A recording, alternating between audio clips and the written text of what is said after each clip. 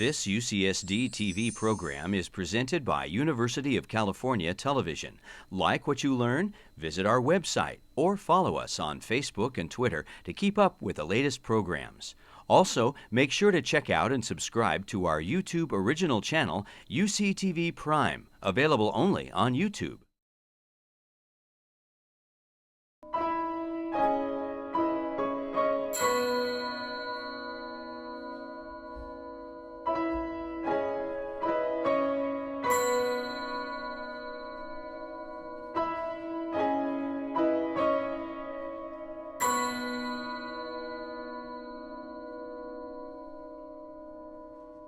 In terms of why Les Noces, we had a wonderful conversation, I think the year before, when you told me about your thinking of doing this year, looking at the relationship of Stravinsky and music, and it's always such a thrill to be able to work with Steve and David and the La Jolla Symphony on projects and chorus.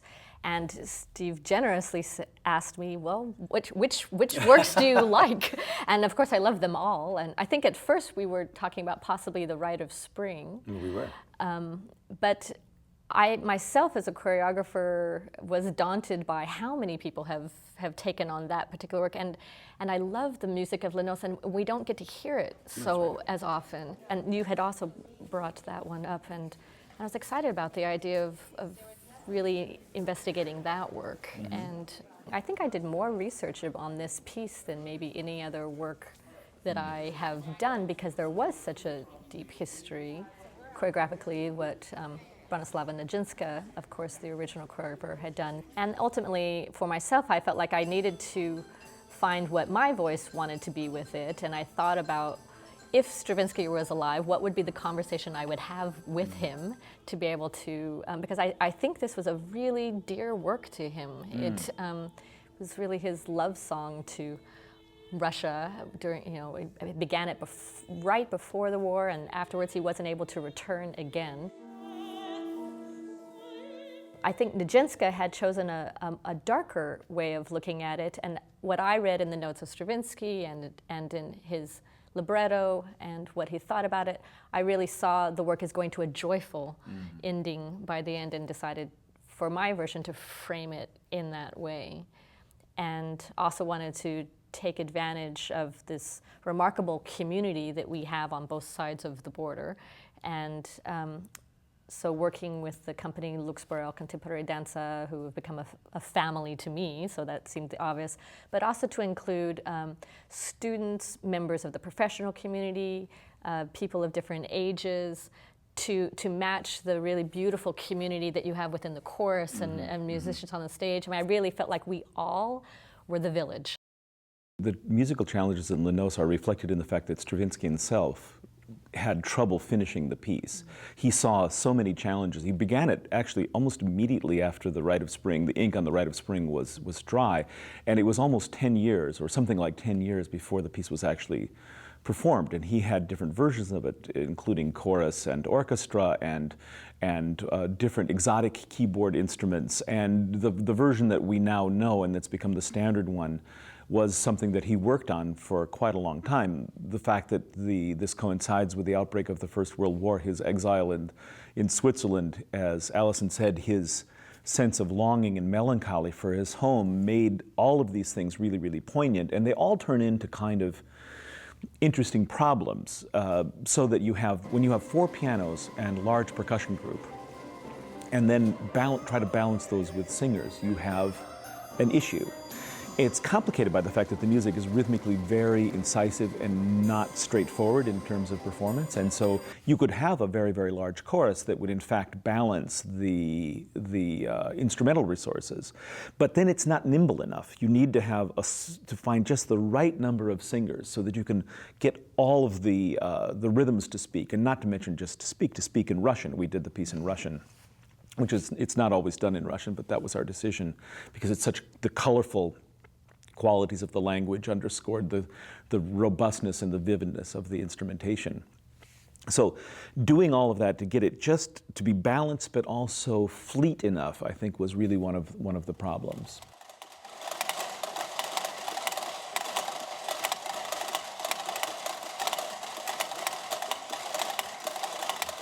it's a piece that's not long enough to stand on its own in a concert. It needs a partner no matter what. And so the question is, what could you possibly put around a piece with such vivid and robust colors and such rhythms and such choreographic impulses that are embedded with it? What can you put around it that won't try to compete and then therefore lose, and that will complement it? And so, we had some conversations about that.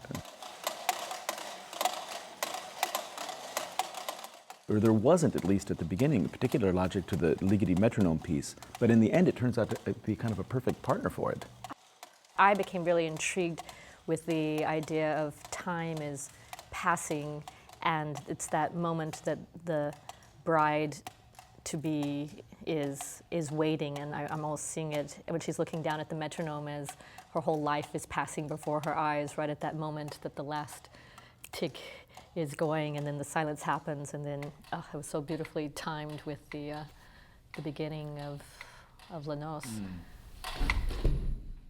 It worked on so many levels that I think we were both delighted by without having really thought of what all the implications were. I think it was more an impulse and an instinct, and then I think both of us were so delighted just to hear the sound of the 100 going off for the first time. Wasn't that fantastic? It brought tears to my eyes. It was wonderful.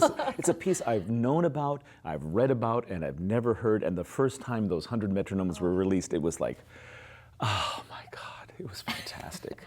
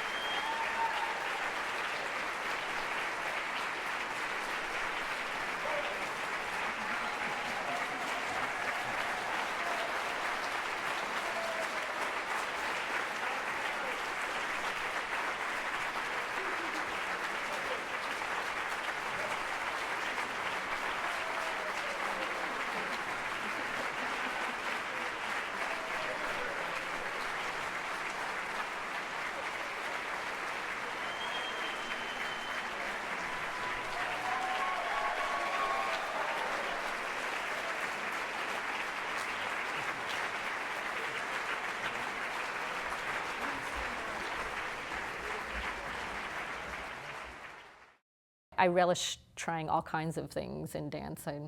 I love it all. And so I felt like I should do what is most appropriate, well, appropriate's not the right word, fitting, to try to bring forth what I interpreted as Stravinsky's desire for the music. I mean, I really kept trying to think about if he was alive and I could have the conversation with him, how could I best bring to the stage what he was imagining for his music. And I think he was, I read in a particular autobiography, he was puzzled actually at some of Nijinsky's choices being different than what he had imagined, but he was pleased with the strong vision of hers. And so that again let me know that many versions are possible, as in fact many versions have come for Les Noces. And that's the real joy of being a choreographer, is that we are able to honor context in history that has come before us, and then in the very word of contemporary, we find what is right for today, for ourselves, to the present. What is the story to tell here? And for me, the story was marrying a Russian world to the San Diego Mexican border, and again for me the key was community and the building of village and community on the stage. And I have in fact since that evening have been continuing to look at the work and maybe even abstracting it even more in new ways. So it's a rich source of material to keep diving into. I love that about dance. I think you can work on a dance for years and keep going inside and inside and inside of it.